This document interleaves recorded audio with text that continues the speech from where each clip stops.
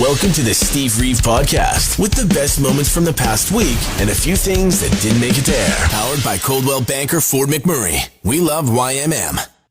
Monday. Get ready, though. I'm just trying to give you the heads up. Be prepared. Get ready, because you are going to have at least half a week, if not the full week, of enduring all of the tales of Edmonton Folk Fest that your friends and coworkers who went and didn't take you with them are bringing back. Maybe they've already arrived. Maybe they're back at work this morning. Maybe they've got that Monday off to extend their trip down south. But they'll be back. They'll be there. And they'll be telling you every little detail. You'll know about how the beer line went. You'll know about how the bathroom line went. You'll know about how so-and-so's set was compared to so-and-so's set in fine detail. I'm just trying to tell you the facts before they hit you in the face without any warning, right? Get ready to endure the tales of Edmonton Folk Fest that are returning to Fort McMurray this very morning. While the Offspring were cruising in Canada over the weekend, they had a little bit of a disastrous moment. Pretty crazy to see. They posted footage to TikTok, their official, and saying, while traveling through Canada yesterday, something flew off of the vehicle in front of us and became wedged underneath one of our SUVs, and it caught fire. You can see in the video, yeah, very much so. Holy cow. What the heck was it that caught fire? I'm so curious about what actually happened. But bottom line is they say everyone got out safely, but luggage, passports, and laptops, pretty much everything else was destroyed. Thankfully, not a ton of the actual touring, music equipment as well. But rich band on tour and with management looking out for them, I'm sure that it gets figured out, right? Their passports and everything, it will get, taken care of. Maybe not so much anything with sentimental value that might have gone up in flames, which would be super unfortunate. But again, everybody was safe. And you know what they say about flammables and ignition sources, right? You know what they say? You gotta keep them separated. I had to. Come on, it's too easy. You're listening to the Steve Reeve Podcast from 100.5 Cruise FM. Let's dive into the music news headlines for this Monday morning. It's 7:45, and, we were already talking this morning about the Offspring. Now, they are on tour in Canada. They were traveling along one of our Canadian highways, beautiful and scenic, when their SUV, one of the vehicles traveling in the convoy, caught fire. Apparently something fell off of the vehicle in front, so they say on a pretty dramatic footage of the fire itself on TikTok, a video they posted where they say everybody's safe, but things weren't. A lot of things did go up in the fire, including some passports and laptops and some personal effects and things like that. Sucks. Totally sucks, but at least everybody is okay. Meanwhile, just reading that Jewel had a fire on her tour as well, though it was on an off day. She's currently supporting Freewheelin' Woman. Not so freely wheeling now that the bus has gone up, but apparently it was on a day where nobody was driving. It was parked in a hotel parking lot. Everything's fine. In that case, they even were able to save a vintage guitar and guitar amp, and they say all's well that ends well. Tuesday. This is a crazy story coming out of Banff. Basically a clown car of a house. Too many people jammed in there, a sardine can. Seriously, 42 people staying in one Banff house. Approximately. Dinged for very much exceeding occupancy limits, which is 16, by the way, for this particular building. That's too many people in and of itself. 16 is way too many people to live with, in my opinion. I would not be able to handle it at all. No way. They had 42 beds. 42. And no matter what the number is, they did not have enough bathrooms. 1,000%. Those toilets must have been flushing nonstop. I hope they had a toxic gas alarm somewhere. I feel like they're getting letters from Netflix being like, we think you're sharing your account password on 8 different screens, but they all seem to be in the same house. What's going on in there? What is going on? Well, a lot less now, apparently. Yikes. Some good, some very sad this morning. Tom Waits kicks us off, though, announcing reissues of a couple of his albums, Alice and Blood Money, specifically, and some live versions of 2 of the album tracks from those albums have been released as well. So that's All the World is Green, Fish and Bird, the name of the titles, and more is going to be coming as August 9th is the announced date of the twin 2002 albums. They're going to be out a little bit later, though, actually available October 7th. And, of course, as always, pre-order is available right now. Britney Spears is going to actually be collaborating with Elton John for sure. There's been some whispers about this. Some information has seemed to leak in recent days, but it has been officially confirmed. A so-called iconic collaboration is going to be happening. Hold Me Closer is the name of the duet, and they will be putting it out together. Not with a specific release date, though.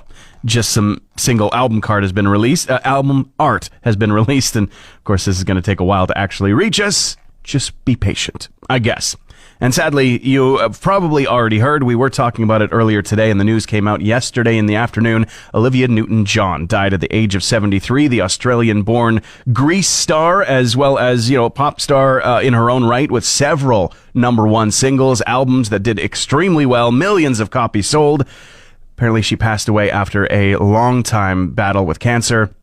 She had announced it in the 90s that she was dealing with a breast cancer diagnosis, and in 2017 announced that it had returned and had spread, and that was ahead of a concert tour, which was affected by the diagnosis. She has passed away in her home in Southern California.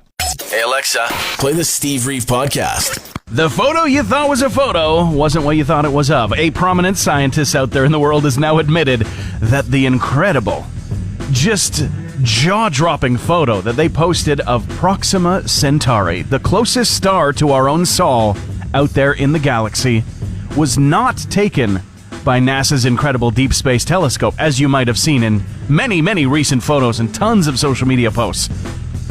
No, it's not actually one of those incredible photos. It's, in fact, a photo of a slice of chorizo sausage. I can't even say it with a straight face. Looks delicious, by the way. But yeah, it's put it out there as a tweet earlier in the year, end of July, saying, oh, this is a photo of Proxima Centauri, all these different facts. Fantastic, isn't it beautiful? Etienne Klein is the name of this scientist.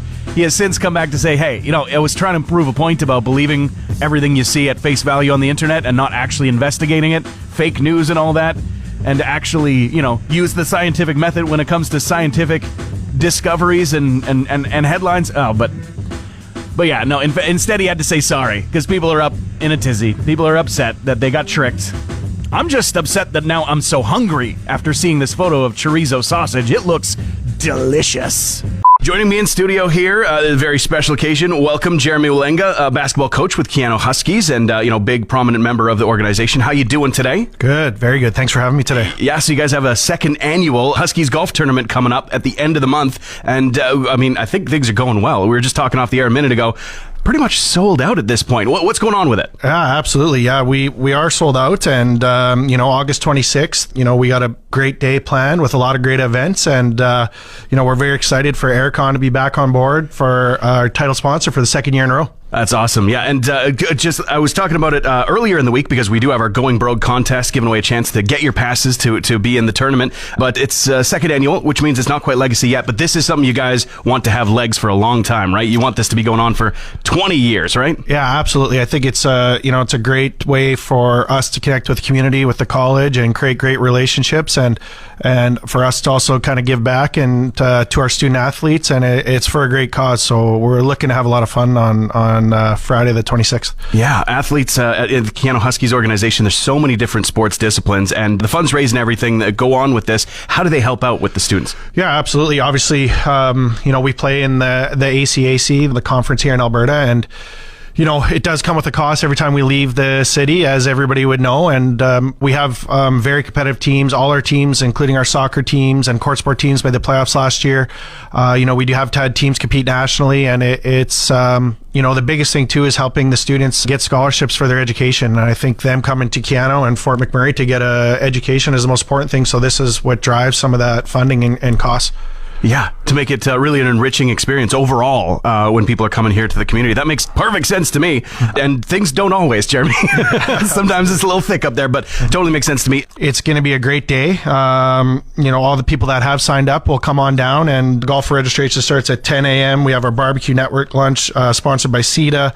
We got a shotgun start at 12:30, and then when we come off the course, we have our cocktails reception sponsored by Air Liquide, and our dinner and awards by Stuart Olson, and you'll see a ton of the volunteers sponsored by Canadian Natural. So we're very excited to have the community on board supporting us. Yeah, so many different sponsors helping out with this. That's solid. I do think this has legs for a long time into the future. Anything else you wanted to add, Jeremy? We're very excited to have all our sponsors on board, and there's a lot to name here that we haven't named. Just a couple I'd like to mention. Fort McKay group of companies, Birch Mountain Enterprises, Be Clean, TS Signs, obviously Harvard Broadcasting. We thank everybody for their support, and there's many more that I can't get on air right now, and we look forward to thanking them through our social media and on the 26th. On the big day itself, yeah, of course. I totally get it. That is my life. Sometimes the list of sponsors makes you feel so good because so many people are coming together, whole community, whole village making something happen, but it's a lot to name. So it's a good problem to have, Jeremy. Yeah, perfect. Thanks for joining. Thank you. Wednesday. Don't touch the hot dog. Throw it down. Slap it out of your hand because apparently it's taking half an hour off of your life. It's taking longer than it takes to watch the average sitcom off your life per hot dog that you eat. All right, let's unpack this a little bit. Of course, take it with a grain of salt. Not too much, though. Don't want to have too much sodium in your diet. Actually, legit. You don't want too much. You don't want too little. It's a fine balancing act for every single person with every single thing they eat. At least it certainly seems that way more and more all the time. But I was just reading an article about the University of Michigan putting out some research that studies how what you eat affects your expected lifespan. And they put out a chart as well, an infographic showing hot dogs at the very bottom. Every hot dog you eat approximately taking off 36.3 minutes from your life. A double cheeseburger, only 8.8. So, I mean, hello. That's going to be even more filling. I'd say that's how you hedge your bets. Just have a couple of those, right? Okay, they do have some healthy options too, the stuff that adds to your expected lifespan. Avocados, 2.8 minutes. Okay, all right, that's good. French fries is on there, adding 1.5 minutes. Is that per serving or per fry? I'm going to just go ahead and assume per fry. And also at the top there, almost completely negating the hot dog, the peanut butter and jam sandwich. All right? If you just combine the two, then you're pretty much breaking even, right? And actually, pretty delicious. Don't knock it until you've tried it, okay? I've definitely had to shell out for some big concerts in the past. I'd say my cap is like $200 for like a huge stadium tour. Maybe a little bit more, of course, and you're not counting into it the add-ons, the travel costs, some food, maybe some merch, whatever. But I mean, base ticket price per head, like maybe $200. Patrick got in touch to answer the question, what is your cap? What should big concert tickets cost? He say, okay, for like a full platinum VIP, depending on how good and everything that's offered, say like $1,000. And I'd say that's got to include like a meet and greet. I better be able to, like I said, drink bourbon with Bruce Springsteen for that much money and get every piece of merch for $1,000, right? But just to attend, $200. And a little bit less on Patrick's radar. He says for a regular concert, headliner, maybe a couple of other acts, $150. It's the reselling is where the price gouging actually happens. It shouldn't be happening the first time that the ticket is listed whatsoever. Thanks for listening to the Steve Reeve Podcast from 100.5 Cruise FM. Flea is starting us off by appearing in a very rare moment, talking to fans after a concert. Now, he's gotten some flack a little bit, although also some people are fully in agreement with what he said on Twitter after this run-in was posted. He says, in response to Luke Vesely on Twitter saying, wow, that makes me, the meeting with him and Flea more special. Of course, the him is Anthony Kiedis with the band as well. None of my friends nor I asked for a photo or autograph or anything. We just talked, so maybe that had something to do with his interaction with us and how it went so well. Flea got in touch saying, it's because you all generated a kind and gentle light and you didn't ask for a picture. We're always down to talk and chat. Asking for a photo ruins it instantly. And some people took some issue with that. He went on to clarify, though. He says there's nothing wrong with fans asking for a picture. He says, but it does ruin having an actual conversation with another human. He calls it a transaction instead of connection. Moving on, though, the Pixies are back with a single called Vault of Heaven. Of course, they've previously announced an upcoming album, their 8th, called Doggerel, which is going to be out much later. But they're teasing it up and adding some tour dates. Only 4, however, and nowhere near to us, all in America. 3 back-to-back in California, and then 1 follow-up one in New York City. Myself making a mistake this week. I really, really did. I missed an anniversary. Yeah, I missed an anniversary and I'm very ashamed of it. No.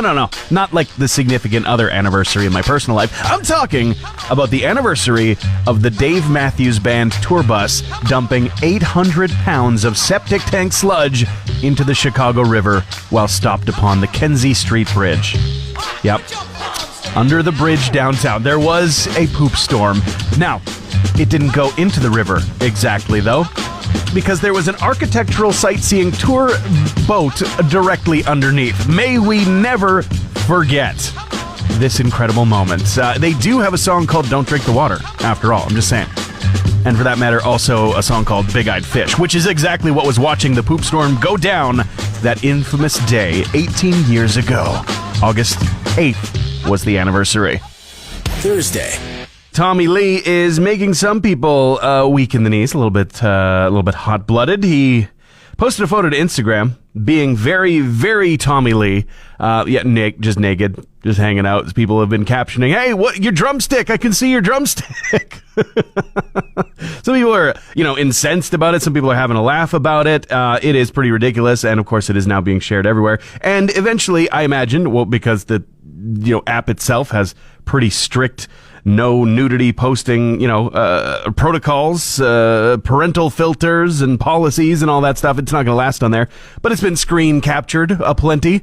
People have been absolutely grabbing that right off the internet, and there's, so many people that have shared it with a little censor over top of it, and that's going to stay online forever. The internet is written in ink, but he seems happy about it. He captioned it, "Oops," which I'm starting to suspect it might not have been an accident, Tommy Lee. This might have been on purpose. I mean, let's admit that if there's going to be posted photos of celebrities in the nude on the internet, it's 1,000 times better that they took and posted it themselves versus it being snapped and shared without their consent, right? Right? The Tragically Hip are going to be inducted into the Canadian Walk of Fame, and if you're like me, you're going, what? Now? They haven't already? Still, a great thing. They're going to be joining the likes of Canadian broadcasting royalty, journalist Barbara Frum, the visionary video maker Director X, outstanding names like Deborah Cox, R&B superstar, and a whole lot more. But the actual event is going to be December 3rd. If you are curious about watching the induction ceremony, it'll be on CTV at a later date, soon after that. Noel Gallagher in the news again because he's selling a very, very slick sports car.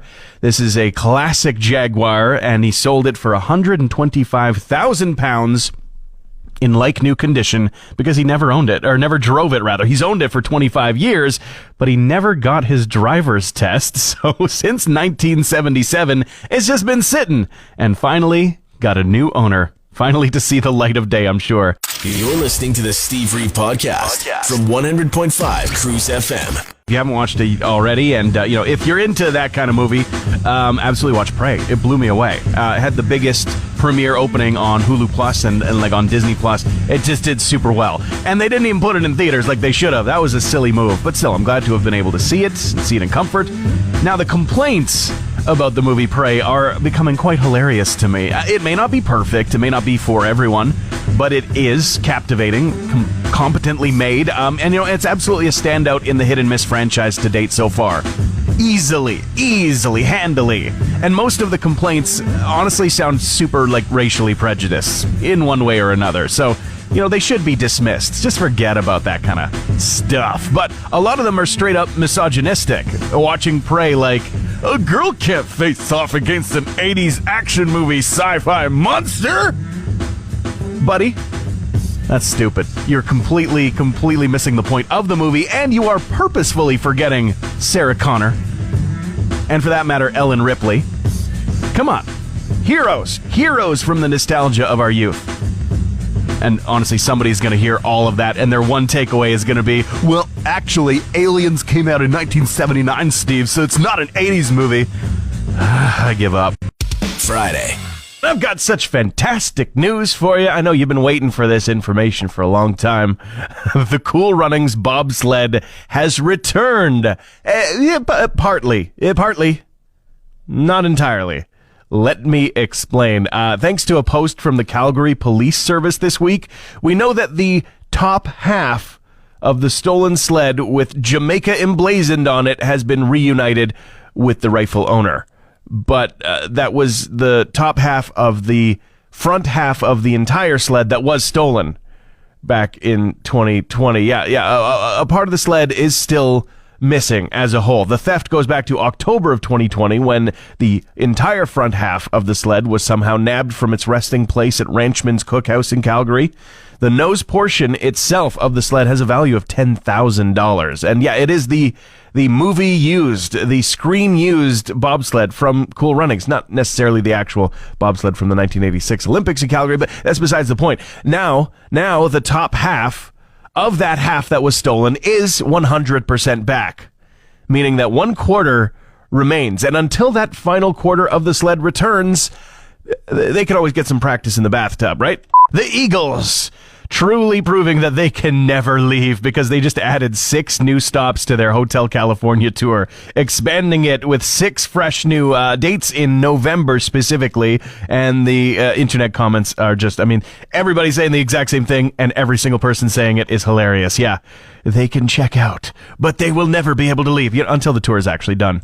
Meanwhile, Simple Minds putting new music out. They actually have a new video out for a single called Vision Thing, and throughout the music video, the band is pictured with performances in the ancient theater Taormina in Sicily, and it's coming off of their 18th studio album, Direction of the Heart. Now, this is a whole album described as a tribute to the father of the frontman, the best pal father of the frontman Jim Kerr, who passed away in 2019, and the entire album is going to be coming out a lot later on in the year. But there's a whole bunch of extra stuff coming out too, like a whole concert that was put on BBC Radio 2 that's going to be out on September 17th, and or that's going to be happening on September 17th with tickets on sale, but it's also going to be available online after the fact. 40th anniversary, the band is celebrating with a bunch of dates in Scotland right now, and if you were in the area, the tickets are on sale. This is a treat for me. I always love when we get to have people in the studio again. We went for so long without being able to do it, but Warren Cave is joining me right here to talk about the Rolling Barrage. We're going to find out exactly what that's all about. But first, hello, welcome. How you doing? I'm doing great, Steve. Thanks. It's great to be here. I'm so glad. So you said this is the first time doing a radio interview. Welcome. We're going to try and make it easy on you. That's awesome. It'll be a great experience, I'm sure. I get paid to just have fun. That's what we're going to do here today. But you're going to be able to hear the rumble, hear the motorcycles coming to Fort McMurray August 14th. I've got the date, but the Rolling Barrage. If people aren't aware about that, what that is, let's just start from the bottom. All right. In 2017, actually, a good friend of mine, Scott Casey, had a vision of this coast-to-coast motorcycle ride. It actually started before that, but he wanted it to coincide with the 100th anniversary of VIMI and the 150th anniversary of Confederation of Canada, which was that year. So he was on a bit of a tight timeline, and they made it happen. So a group of people went out to St. John's, Newfoundland, dipped their tires in the Atlantic, and made their way across to Victoria. Dipping the tires in both sides of the country, both oceans, 8,500 kilometers. So that's this year. So in the subsequent years, it's been very difficult logistically, financially, to move bikes over to Newfoundland. It's it's quite an undertaking, and everybody is volunteers. So you're footing those bills by yourself to get your bikes moved there, ferries, shipping, whatever it is you're going to do. As of late, what we've been doing is Halifax to Vancouver, so just staying on the mainland of Canada. Yeah. The entire idea, the premise behind this is to make some noise, make some funds, try to normalize the conversation about PTSD with Canadian service members, veterans, first responders, and of course the wider safety community that put the uniform on day in, day out for the safety of us all. Important to the entire community, especially in Fort McMurray, I think. Absolutely. It is top of mind at all times. We always got to be safe, and there's so many reasons for it. This is so important to me. It's so important to a lot of people, and PTSD is very, very real. Absolutely. Yeah. It's very real.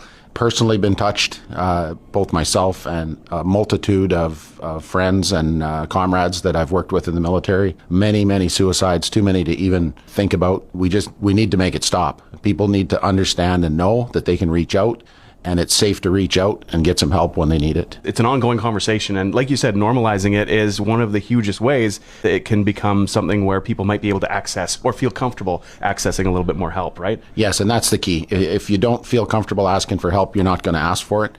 I've been there. It took a lot to come forward and ask for help. There's ramifications with your job, with your family, etc. It just makes it very, very difficult. So the more we talk about it, the more we have programs within workplaces in society to deal with those things, then the easier it is to come forward, get the help. And to not overlook the people who are suffering after the fact when they've done so much to help. Let's not forget them after the help has been given. Right. Yeah. Let's talk about the ride just a little bit more again. So this is the 6th annual ride. And so how does this begin? Halifax is where it starts. What's the date on that? That'll be on the 1st of August. Okay. And on the 20th is when we're going to wrap it up in Vancouver, Burnaby, and dip the tires at HMCS Discovery down there. Almost the whole month. And for the first time, coming to Fort McMurray. So how does that work out? Where's that marked down on the calendar? Well, that's going to be on the 14th. As I'm sure you can appreciate, coming this far north on a east to west ride is a bit of an undertaking. Yeah. It's a little out of the way. So we at the Barrage thought this was very important. Considering the fires of 2016, the subsequent floods, everything that's happened here in Fort McMurray, the first responders stepped up. They took care of the citizens of the city at the peril of their own homes. There's some people here that have been touched, and I think we needed to show them some support. The Barrage staff felt the same way. I can only imagine. I think it makes so much sense. And so for that reason, I think that Wood Buffalo, the people of Fort McMurray and beyond, should absolutely make a big noise about this and show the Barrage riders a huge welcome, because I know we can and I know we will. The website, www.therollingbarrage.com, there is a donate page there. You can also go there to register. You can also go there to buy some of the merchandise, the T-shirts, some buffs, hoodies, etc. The funds from that go to support the same things. Yeah, all to the same great cause. You're ahead of the game. I was just about to ask you, where do people go to find out more? TheRollingBarrage.com is where they can find out more information. Thank you so much for taking time out of your day today, Warren, to come and talk to us. And I can't wait to see the motorcycles riding into town coming on the 14th. Awesome. I'm really looking forward to it. You can also look at our Facebook page, and there's a link on there to the event page for Fort McMurray. It'll have all the details for what's actually happening in Fort McMurray. Perfect. Yeah, get yourself the reminder that it's coming up. Thanks again, Warren. Transmission over. Want more Steve? New podcast episodes happen every Friday, or just tune into the Steve Reeve Show. Weekday mornings starting at 5:30 a.m. on 100.5 Cruise FM.